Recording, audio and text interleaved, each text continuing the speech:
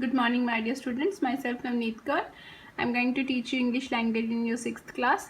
And today let's start with chapter number 6, the noun and the kinds of noun. Page number 20 of your book. Please open.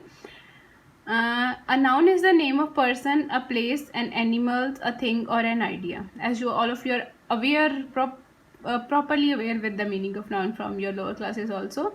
Means, so what is noun? Name of person, place, animal, thing, or an idea.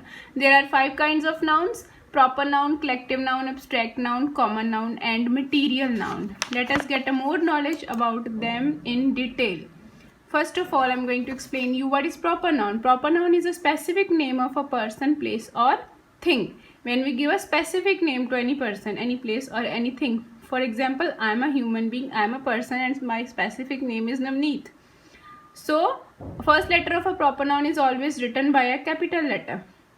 Shankar, Uttam, Neeta, Priya, Mumbai. So many examples are there on your book. These are the examples of proper noun. Second one is common noun.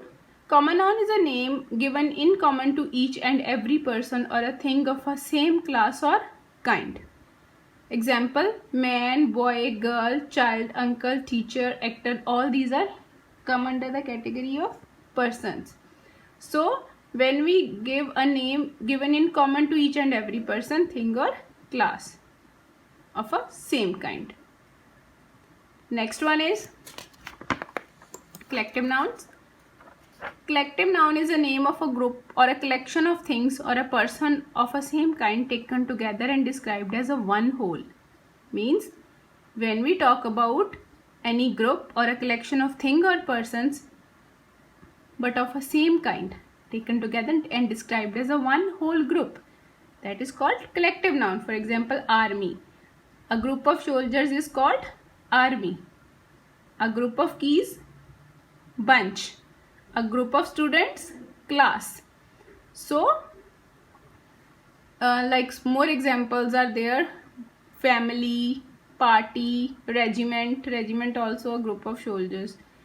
So, always remember, when collective noun denotes undivided whole, means when we talk about the thing which is considered as a whole but not divided, hence the verb is singular in that case. But when same collective noun referring the individual in the group, that the verb is plural there. For example, committee is unanimous in its decision and the committee are quarreling among themselves, means here are is used. So next, one thing more, a collective noun denotes undivided whole like class, team, bouquet, herd. So it is followed by a singular verb. For example, the class is out on a picnic. Next one is material noun. A noun which stands for a matter or a substance of which things are made is called material noun. Means when we talk about any matter or a substance from which anything, any further thing is made. For example, book is made of papers. Book is made from papers. Table is made of wood. Coat is made of cloth. So, here the thing, paper and cloth are material nouns. These are the materials from which the things are made. What is the thing? Book and coat. These are common nouns. Book and coat is a common noun. And paper here is a material noun. Some more material nouns like milk, rubber, oil, steel, plastic, water, so on. Next one, fifth category is abstract noun. An abstract noun is a name of a quality, action, or a state which we can only think or feel about but can neither see nor touch. Listen properly. Neither see nor touch. It's only the quality, action, or state. 3 things: quality, action, or state. But we are unable to see and touch.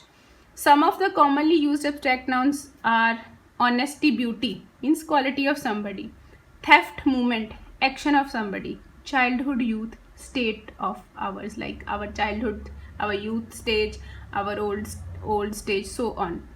So this is all. Read carefully, and if you have any problem, please ask me. Try to do exercises.